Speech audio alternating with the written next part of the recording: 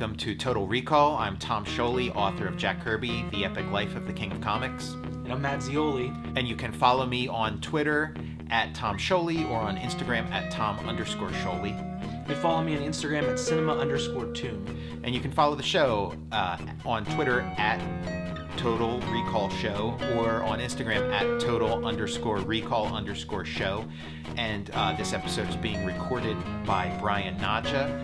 And this episode is the big HeMan and the Masters of the Universe episode. Masters of the Universe HeMan is back for 2020. The toys are back, and there's talk of a new movie. So HeMan has kind of like crept back into our conscious here. It never left. Never left.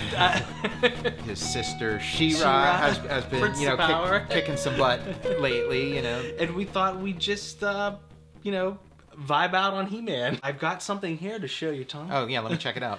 What do you got there, Matt?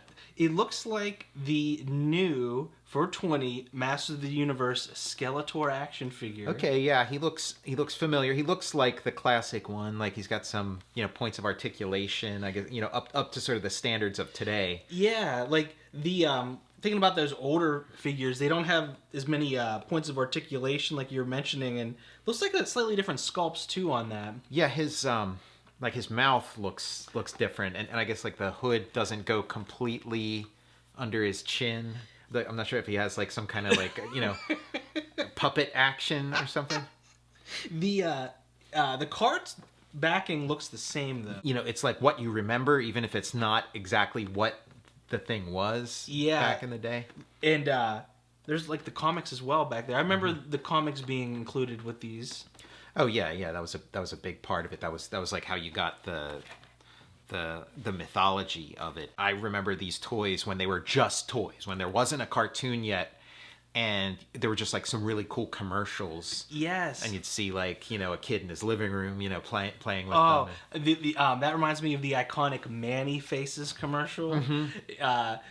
The dad's on a treadmill or like an exercise bike, and the kid comes around him with Manny Faces, and the dad's like, "Who is that?" And he's like, "It can change from man to robot to monster." These commercials, they had like an Oedipal like competition with your father kind of aspect to them.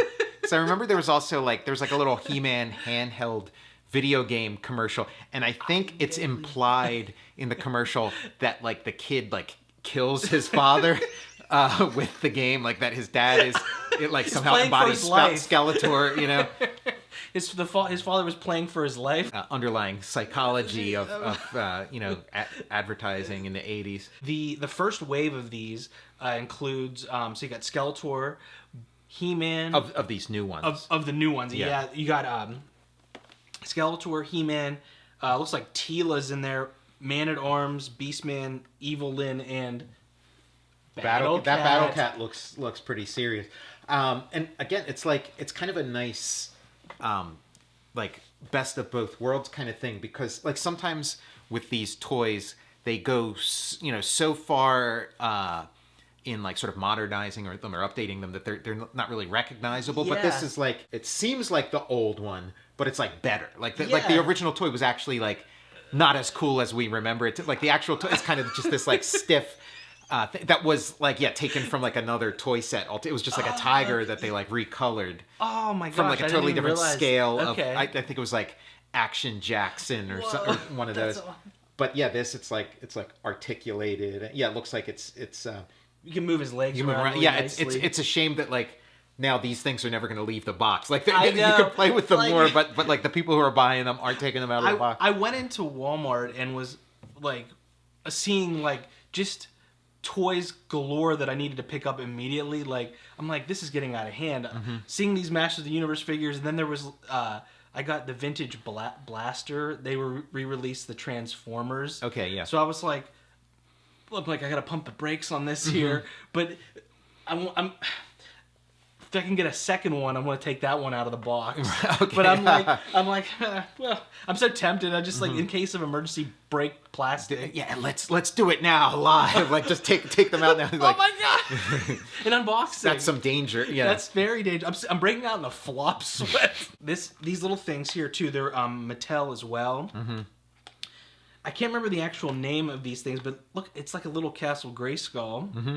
And then you crack it open, and you get a little, like, mini fig, but I think it's pretty well done. You can move. There's articulation, like, on the arms. The wings are kind of interesting. A little buzz off. Yeah. Yeah, I like the carrying case. So, like, they all come with, like, a little Castle Grayskull. Yeah. You were mentioning that, how you, when you got into He-Man, I got into He-Man through I would say the Golden books were my gateway to He-Man. It's particularly the Super Adventure series. My mom would read me these, love your mom, like before bed, like all of them, like Sword of Skeletor, Caverns of Fear, The Trap, like I think we had all of these, and I would like obsess over them. Yeah, the cover to The Trap, I remember like when I was like in first grade, like a kid brought that book into school, and like I just thought that cover was like the most beautiful thing I'd ever, like it was like, oh, this is high art. This is like what would be in a museum, and it's like it's so realistic. How could like a human being make that image? And yeah, with the Trap cover too, when I was little, I was wondering like, I'm like, why is the door floating? Mm-hmm. I love yeah, that. they're doing like a what's it called, like a battering ram thing. You know, back then there wasn't like an internet or anything, and like these things would just like show up in your life. So it was kind of like, I think it was like just like going over my cousin's house, and like he had some of them, and it was like, you know, what is this? And then you know, and then you'd like visit another time, and then it's like, okay, here's Faker. Like the first time I saw Faker, he's kind of like this blue He-Man with orange hair, and the first time I saw that, I thought like, oh, this is like a misprint. Like they That's you amazing. know, like, yeah, something went wrong in the factory. They tried to make a He-Man, and he came out with the wrong color. You know, it's just funny, like, when you're a kid. You're trying to, like, figure it out. Yeah, trying to rationalize it. The cartoon wasn't out yet, so you'd get the toy, and then it would have, like, the little comic book in it, and just reading those comics, it was like, wow, I'm really curious about this world. It seemed really, like, edgy. Like, it seemed, like, kind of scary and like, serious. Like the illustrations were, like, by Alfredo Alcala, who would like draw a lot of like the Conan comics and stuff. So it had this like it didn't feel like it was for kids. Like I didn't feel condescended to or talked down to. Yeah. And like I just wanted to learn more about this world. You're just getting a little piece of it. You'd see like little hints of things, like the Beastman toy would have these like weird like runes and symbols on it, and it's like, what does this stuff mean? Is there some, you know? And then just Castle Grayskull. Castle Grayskull was this like, it was like this mystery, and I think like in this story, it's like Castle Grayskull is like Brigadoon or something. It like just shows up in like various places and then disappear, and you just have a short amount of time to try to like get in and crack it. No, I totally get that. And like background characters, like in this story here, like you would well, like Beastman has this like demon army in there. Oh, the demon army, and like right here, there they are. And I'd be like, who is this guy? Or like, look at that goat man. It's like, who are these guys? Just even He-Man himself was kind of mysterious. Like some of those early mini comics, it's like he was part of like some, you know, tribe of like barbarians or cavemen or something. And like he like leaves to go find his fortune and you know, learn about like Eternia. Even like just like Eternia, like I wonder like, what's that mean? Like I knew about like eternity. So it's like Eternia, is it just this like planet that just kind of goes on forever in every direct, like what does you know? And then it's like, is it the future? Is it because there's like you know, there's like technology, but then there's also like, you know, castles and ancient, you know, like it implied all kinds of, you know, just this sense of mystery. You're talking about like Beastman's runes in Castle Grayskull, the toy, which I got for Christmas one year. There's a sticker, I think, on the bottom of it, and it has like it's like a pit or something, and like there's like hands like coming out, and you're like, what's down tentacles there? And stuff. Yeah, like H.P. Lovecraft stuff in like a children's toy. What's going on down in like the bowels of Castle Grayskull? Yeah, and it's like ostensibly Castle Grayskull is like, you know, it's like the good guys' fortress, but it's like it's not like it's just their home. Like it's kind of dangerous. Yeah. And it's like a mystery, you know, to be solved. And it's also like and I think there's like a there's like a computer in there, and then this like screen where you see like planets and stuff, and then like a suit of armor that looks like it could be like, like an alien spacesuit or so it's kind of like some Chariots of the Gods kind of stuff. I love it. When you're kids, what's the game where you make a a base and the other guys are just trying to like get it? So it's just like it's an easy concept to understand. It's like there's Castle Grayskull is home base, and the good guys are trying to hold it, and then the bad guys want to hold it, and it's like a real easy like. And I was kind of intrigued by like what's the relationship between Skeletor and Castle Grayskull, because it's got this skull face, but it's like that's not Skeletor. Like you would think it's Skeletor's home base, and so there's like some kind of connection. And I think in one of those early mini comics that came with them, like Skeletor kind of disguises himself so that he looks a little more like the skull in Castle Grayskull. So as a kid, it's like, okay, this is something very profound, and I need to get to the bottom of, like, I need to get in on this thing. But then, from like an adult perspective, now it's like, oh, this is like bullshit that they were making up as they went along. But they kind, like you didn't know that. Yeah. It took years to kind of figure that out. Mattel was I read somewhere that Mattel was upset that they either like lost out on or dismissed the Star Wars toy. Okay, license. yeah, because George Lucas tried to get like every imaginable, like every toy company said no to him for Star Wars, and then like Kenner, who was kind of like they weren't like a big player like a Mattel.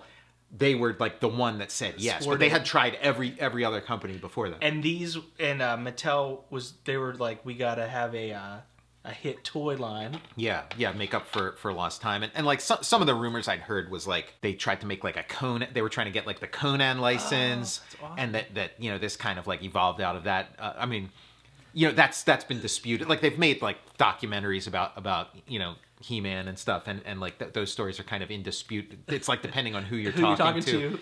Back then, I mean, just like I look at like in sort of like the 70s, there's kind of like this like barbarian craze that goes, it kind of starts with like the Conan comic book. When Marvel started making like a Conan comic book in the early 70s, that kind of kicked it off. Like Barbarians, of course, had been in like the pulps and stuff, and kind of had showed up in various eras and stuff, but like the 70s was kind of like it started creeping closer to the mainstream, and then it started going into cinema, and you had like Conan the Barbarian, you had a lot of like these like sort of copycat barbarians, and then you'd have the subgenre of like sci-fi barbarians. Yes, I love the good sci-fi barbarian. And that's like He-Man came out of that, and like a little bit prior to that in children's TV you had Thundar the Barbarian, which was like kind of like He-Man before He-Man, like predates He-Man a little bit. So like when He-Man came along, it was like there weren't really any Thundar toys. Thundar came and went really fast. So then when He-Man came along, it was like, oh, this is kind of like Thundar, but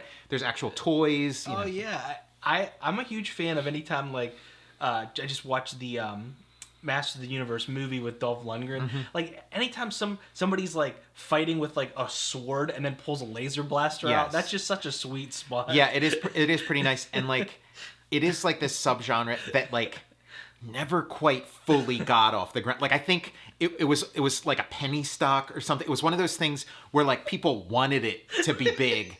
And so kind of like predicted that it's going to be the next big thing and tried it. And it just did, like, other than Conan, Conan kind of like it was, but then it was like, okay, well, we can take like Arnold Schwarzenegger and put him in like a cop movie or like a army movie or something. Yeah. And we don't need the barbarian part. And like, I came up in this era, like some of my earliest memories are like Thundar and then He-Man.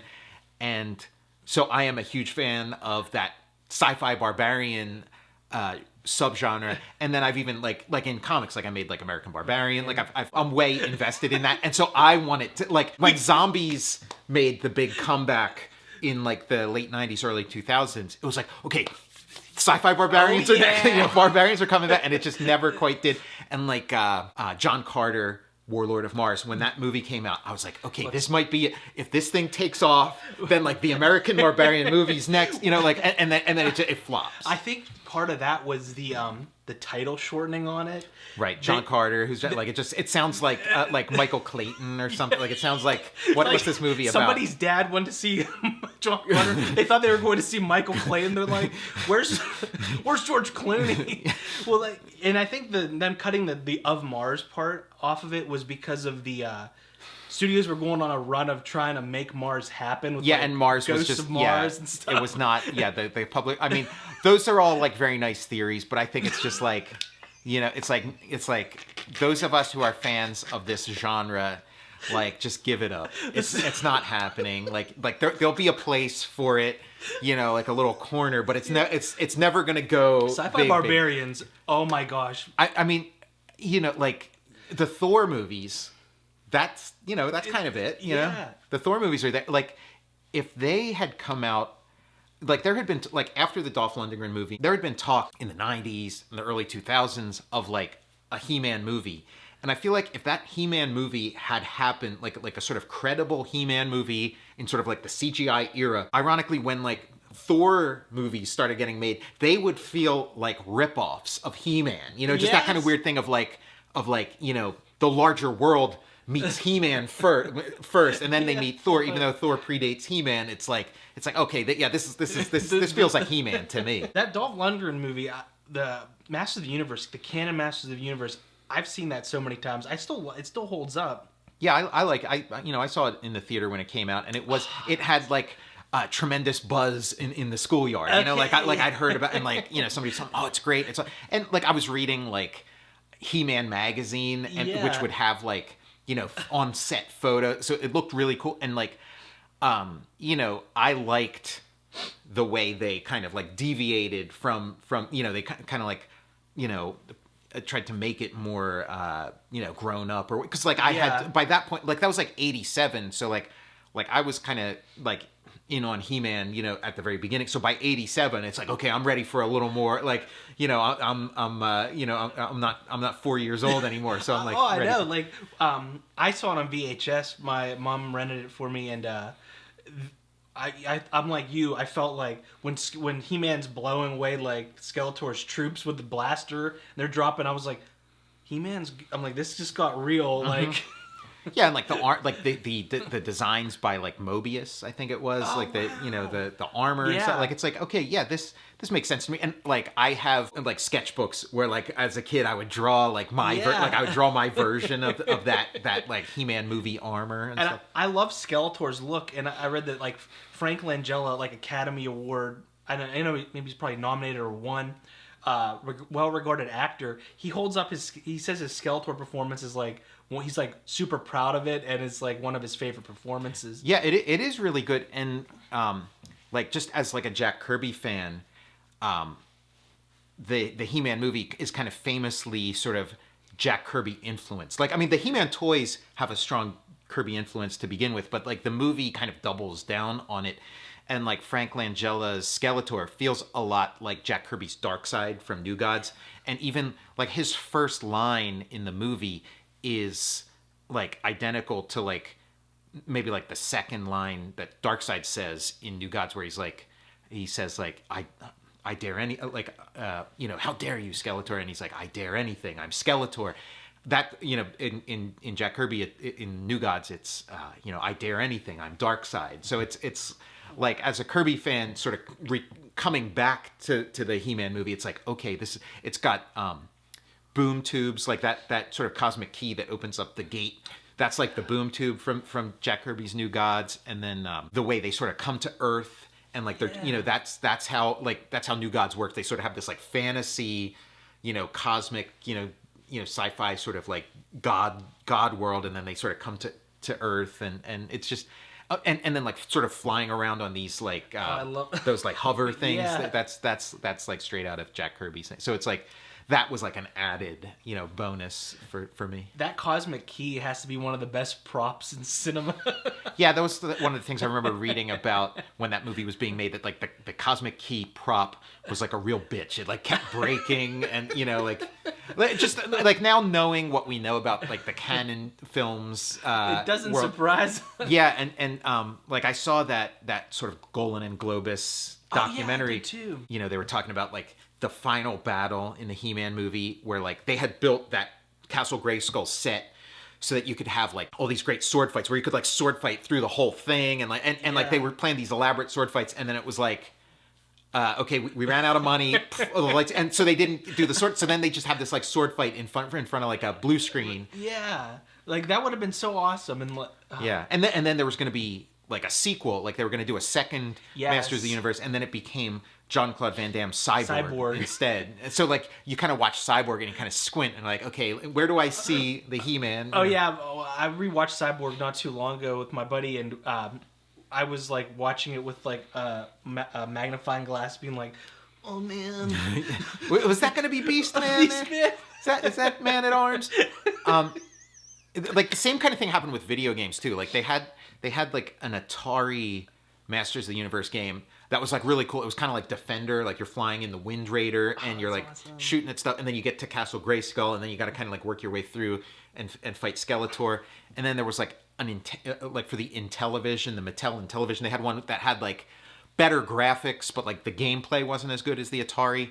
And then they were working on like a He-Man 2 game that was going to have these kind of like MC Escher environments that they were going to move through, and it kind of was sort of similar to Realms of Impossibility, like I don't know if like it was like an Electronic Arts game for the Commodore 64, and so they were working on that, and then like the whole He-Man thing kind of fell through, and they turned it into like a sequel to Burger Time called Diner. I think they called it Diner, but it's like if you see that game Diner, it's like it's got all these kind of like MC Escher kind of level, and you could just picture if it was like He-Man fighting Skeletor instead of like a guy trying to outrun Pickles. In the Masters of the Universe 2 movie, they had cast pro surfer Laird Hamilton as He-Man. Okay. For the second one. They weren't going to bring I guess like his contract or whatever, like he'd maybe gotten bigger. Yeah. Because I think Masters of the Universe was his like big like breakout. Yeah. And Laird Hamilton. Now he's doing XPF Fitness. I think. I think he's married. To, what might have been like if there was like I mean I could see a world where there would be like a string of He-Man movies. Again, it's like I think a lot of the stigma of like, oh, this is a thing for kids. This is a thing based on toys. I think that's totally gone from like today's world. Like you know that's not a barrier anymore. For the Masters of the Universe 2 as well, they said it was gonna take place on Earth. And he was going to be undercover as like a quarterback.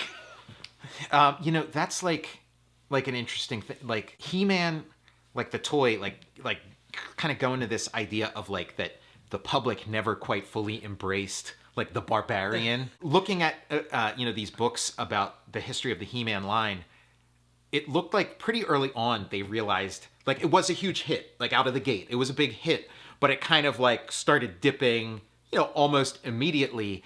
And so they were like looking at ways to like turn it into something else. And so they were kind of like, okay, maybe we can make it more like G.I. Joe. So then they had this idea of like He-Man coming to Earth and becoming like a commando and that didn't happen. And they're like, okay, well maybe we can make it more like Star Wars. So like from day one, they're like looking to jump off of this. Anything but what it is.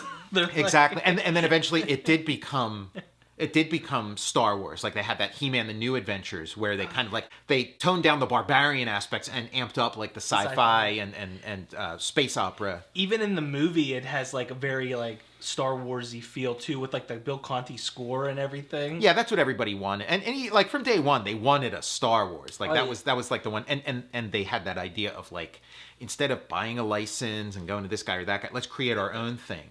And so it's like this hodgepodge of different concepts, but they did have like some really talented people bringing like real passion to it. I really love He-Man, but like my connection to it, I'm curious about your feelings about this. The cartoon, that was like, that kind of was where I sort of parted company a little bit. Like I remember when the cartoon came out, I couldn't have been like a better audience for it. Like I was ready for it. I was fully invested in these toys and their world and those comics. And then the cartoon, from the first time I saw it, it just kind of, it was like, this is for kids. Like, I'm a kid, but I know this is for, like, this is talking down to me. This doesn't have the edge to it. It doesn't feel dangerous. It feels like very safe.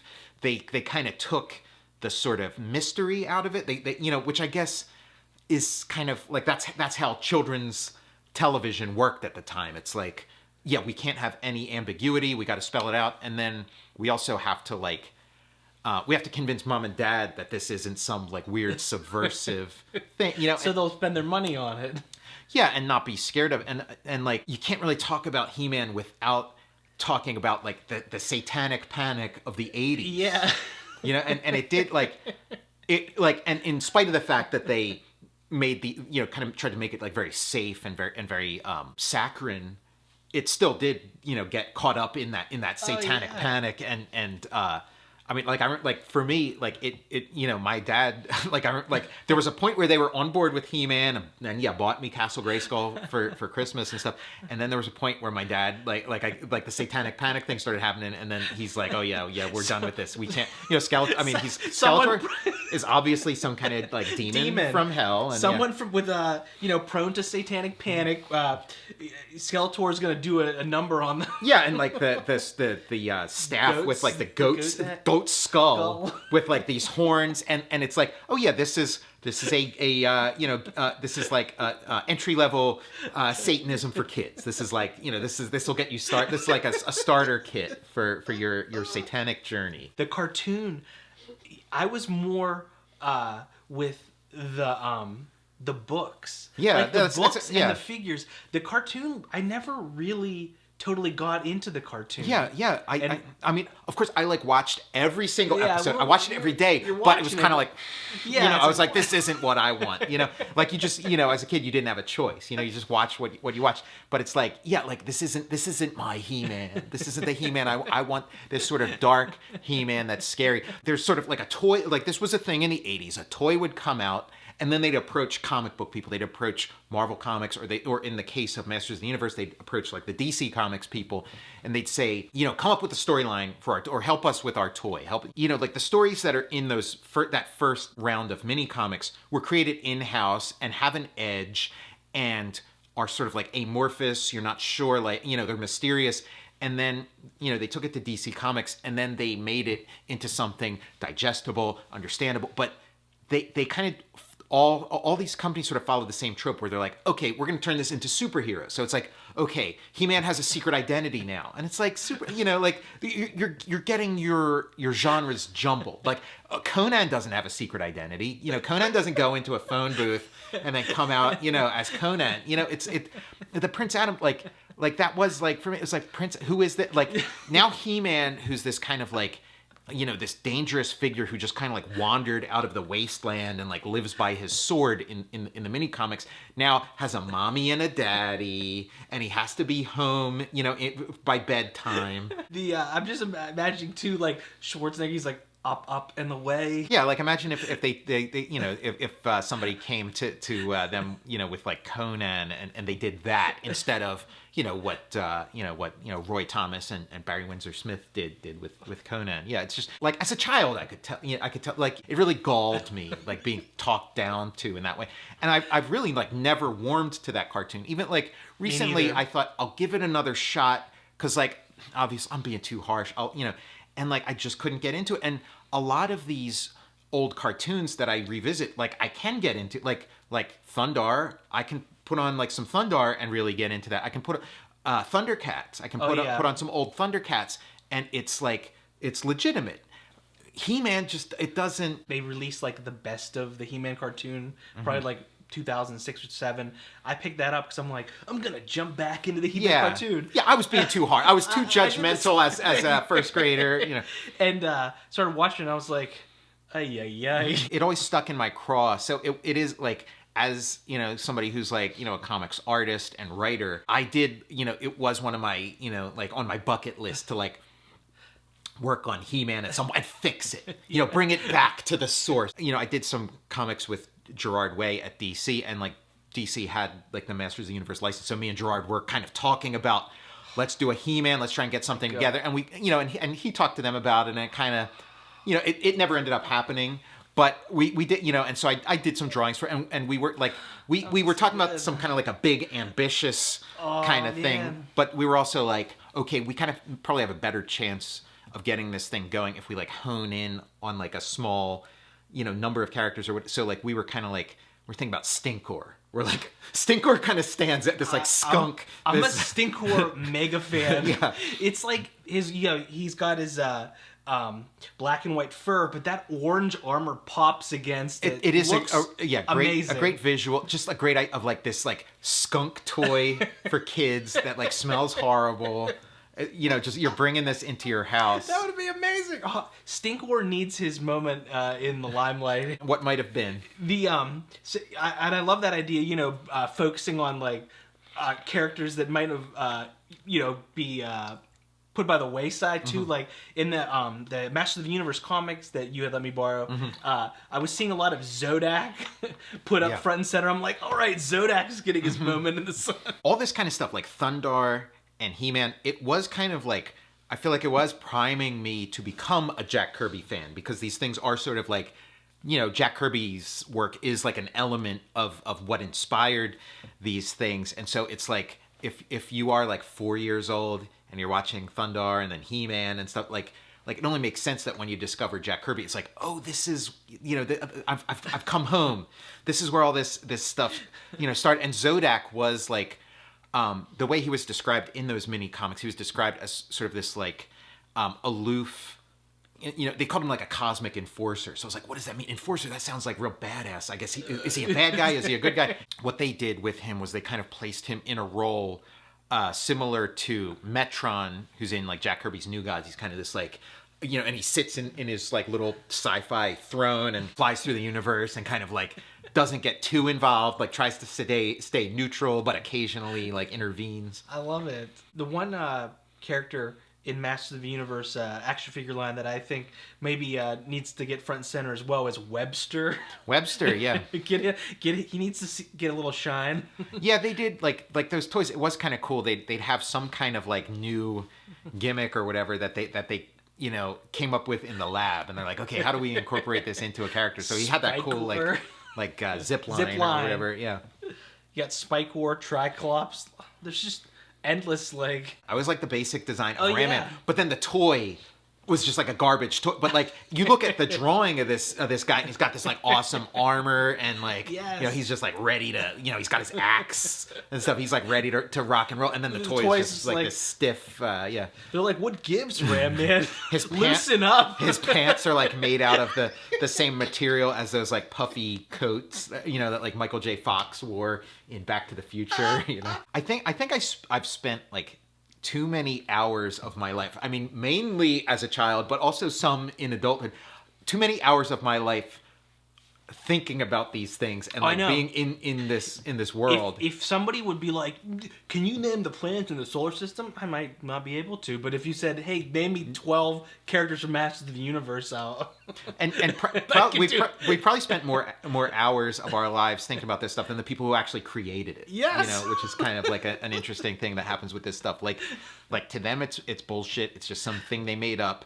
But then to us it's like it's no different than anything else we were learning about. It's as like to a kid, it's like as legitimate as anything. As Greek mythology or Star Wars or history or whatever. He-Man: The New Adventures, which was like where they like sci-fi'd it up. They kind of rereading these He-Man mini comics.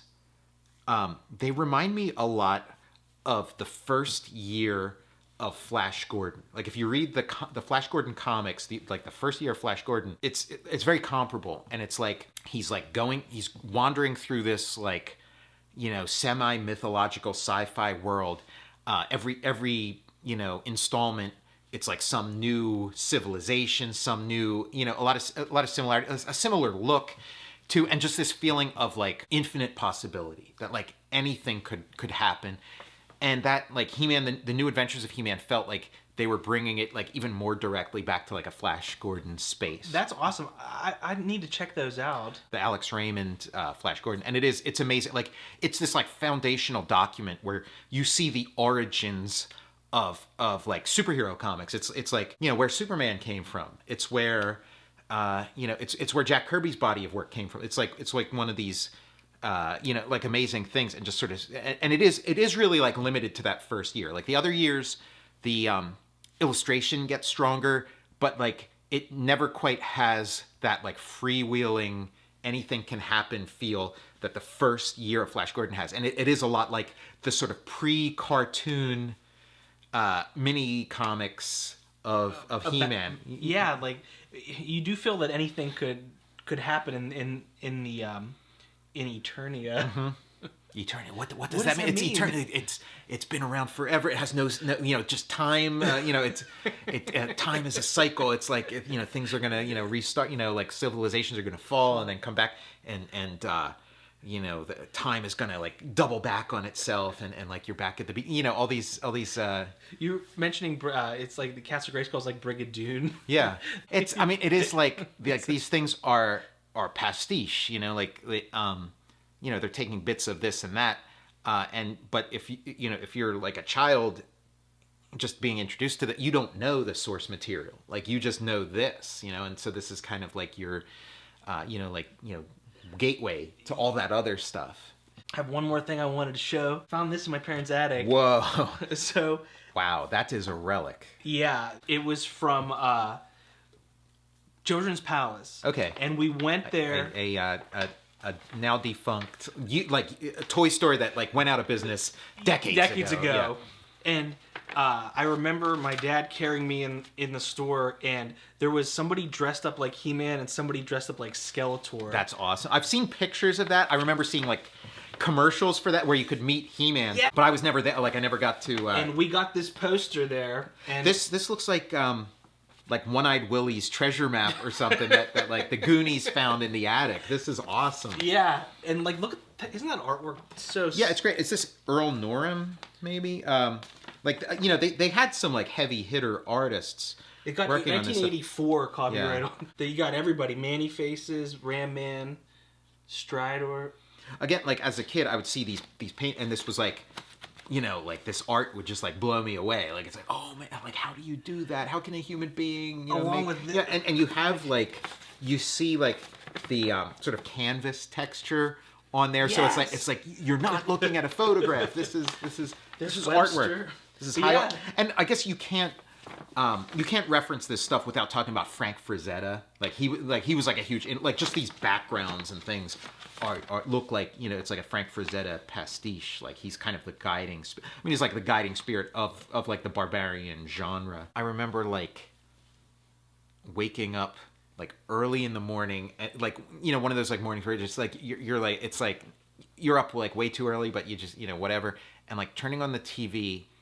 And they had this like, it was like early CGI of like this He-Man, the New Adventures. It was like just the toys, like what the toys could do. This like early CGI, and it's like this like, you know, sci-fi He-Man and stuff. Days later or whatever, I thought like, did I just dream that? Did I just, you know, is it because like there was no follow up. Like I never saw anything of it again until, you know, like months later when like those toys start showing and the cartoon starts showing up. There's so many aspects of He-Man that if we weren't able to like see it or touch it, like you'd be like is this whole toy line and everything just like a fever dream? Yeah, because it kind of is, like, you know, like it is, and it's like what you can accomplish by kind of just putting a bunch of stuff together and seeing what happens, and just like applying a lot of imagination, because again, it came out of a corporation, it came out of a toy company, but like these guys working in this office, they had, you know, sort of like, you know, barbarian dreams. Like they grew up on on Marvel comics and you know, Conan and stuff, and it's like I can see how if you're working at a toy company,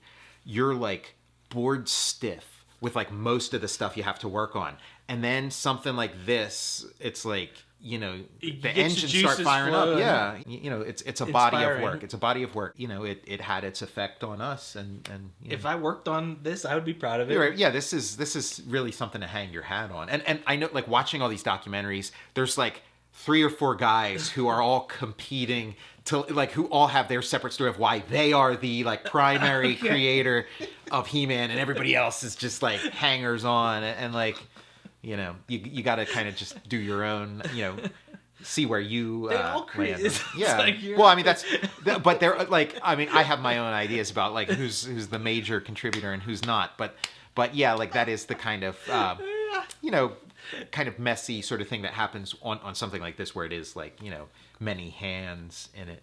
Manny hands. What is that? Manny hands. Yeah, like just rewatching those old commercials. It's like for the toys, they would spend have a huge budget to spend on like something that's just seconds long and just like plant this idea in your, like the Roboto one stands out. Roboto, and he's like.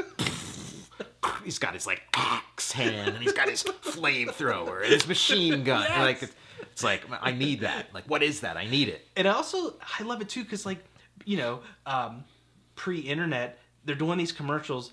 How are they picking? Like, how did Manny Faces get?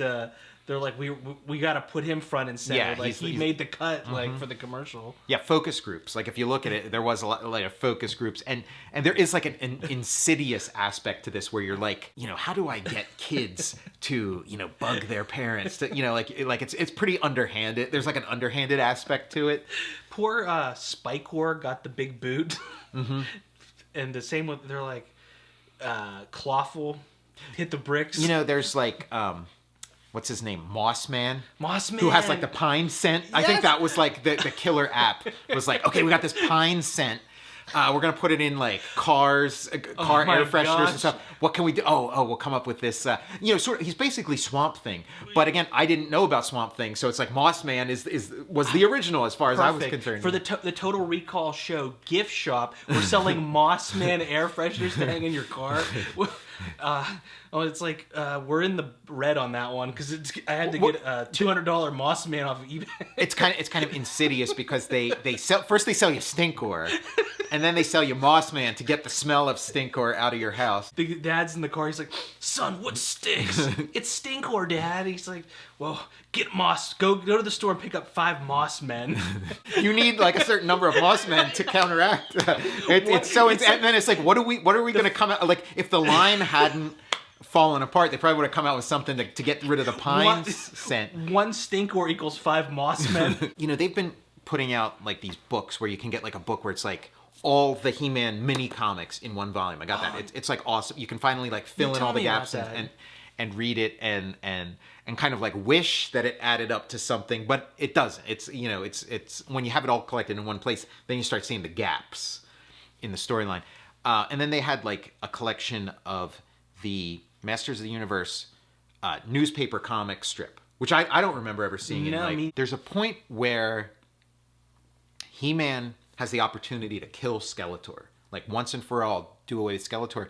And what he finds out is that like Skeletor, just like He-Man, Skeletor is necessary for the proper balance in the universe. So like he can't, like if he were to kill Skeletor, it would like just throw the balance of the universe out of whack, and like horrible cataclysms would happen. And it was kind of like once that happens, it's like, oh, I don't, like you've kind of killed this story, it's like you've it's like, well then He-Man, like it was an interesting sort of stalemate for the story that kind of becomes like a dead end. Like that was another part of the cartoon that kind of didn't sit well with me, is that like if Skeletor like started hanging off a cliff or something, He-Man would like help him out.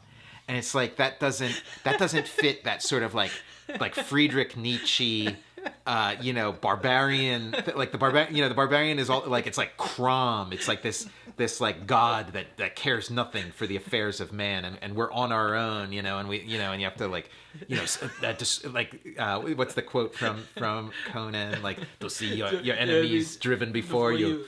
And hear the lamentations of their women. Yeah, like helping the guy. Like this was, again, it's Saturday morning stuff. He's like, He-Man, help me. He's like, lend me your hand, dear brother. Yeah, exactly. Yeah, he's always trying to like reform Skeletor. The relationship between Hordak and Skeletor, because like again, you'd get like He-Man magazine would have like a little like comic that would kind of like tease the arrival of like Hordak and the evil horde, and they did a great job of teasing that, of like the evil horde is coming, like what is this, in like the TV commercials and stuff. And it's like, okay, they both got skulls, Skeletor was like his disciple, or it's kind of like an emperor and Darth Vader kind of thing. I love it. And the Hordak guys had that like sweet like Hordak like the symbol. and I was like, Again, and it does amp up the satanic panic. It's this like red bat wing on a red skull, like heavy metal. Let me see album. that figure, son. Are you into Satan? What might have been, like if this thing had been allowed to flourish and come to full fruition. I loved from the Horde Grizzlor because I was like a big Bigfoot fan, so yeah. he was like Bigfooted, like Beastman and the Grizzlor. Yeah, Grizzlor felt like that like the design team was going to take another crack at Beastman. It's like, okay, if we were going to redesign Beastman, what would it be? Grizzlor. And so I guess like talking about Hordak, like we'd be remiss to not mention like She-Ra, the She-Ra aspect of, and it was like they come up with this line, this like new wave of villains. It's like it's like, okay, the He-Man and Skeletor thing, we know that, but now there's this new set of villains that are coming in. Who are they? And then they sort of like find a home in like the She-Ra cartoon, like they maybe we could do a separate She-Ra episode.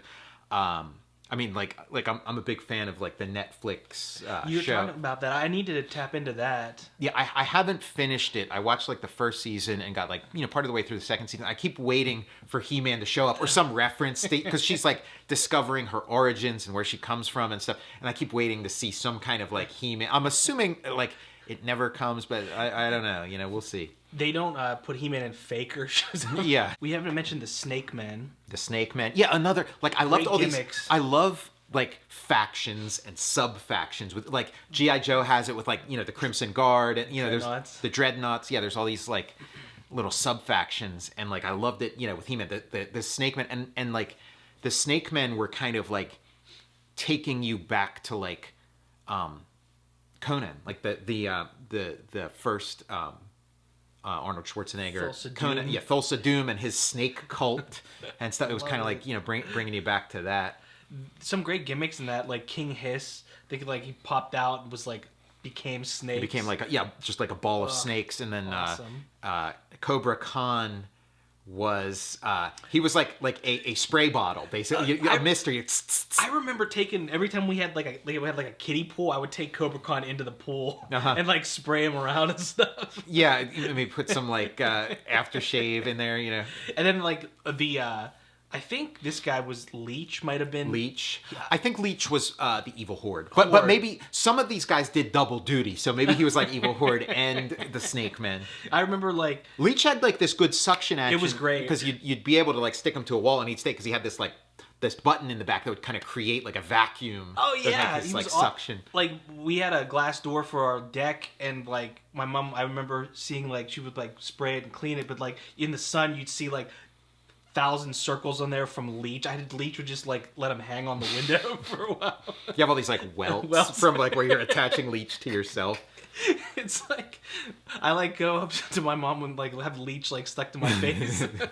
Mom, I can't get him off here. Oh God. So yeah, we could go on for days about this, and maybe we will. Maybe we'll revisit this at some point. Maybe we'll induct Masters of the Universe into the Total Recall Toy Hall of Fame. Or then the sub Hall of Fame, we could Gwildor. We can do Gwildor. He's gonna get nominated for the Total Recall Hall of Fame. Yeah, Gwildor. I feel like Gwildor was like kind of a budget thing. Like to make Orko levitate was going to cost too much money for the movie, so they're like, okay, we'll get Gwildor. Yeah, it's like we're and going for like a Yoda or Yeah, they're like. Gwoda. Yeah, I could see how in the meetings they get from like Yoda, Gwildor. How about that? You've been watching the Masters of the Universe episode of Total Recall. I'm Tom Scioli, author of Jack Kirby, The Epic Life of the King of Comics. I'm Matt Zeoli. And you can follow me on Twitter at Tom Scioli or on Instagram at Tom_Scioli. You can follow me on Instagram at Cinema_Tomb. And this episode is filmed by Brian Naja, and you can check out his website at adspice.net, ADDSPICE.net. And you can follow the show on Twitter at Total Recall Show or on Instagram at Total_Recall_Show. And I have the power. No, I have the power. No, I have the power. I have the power. I have the power.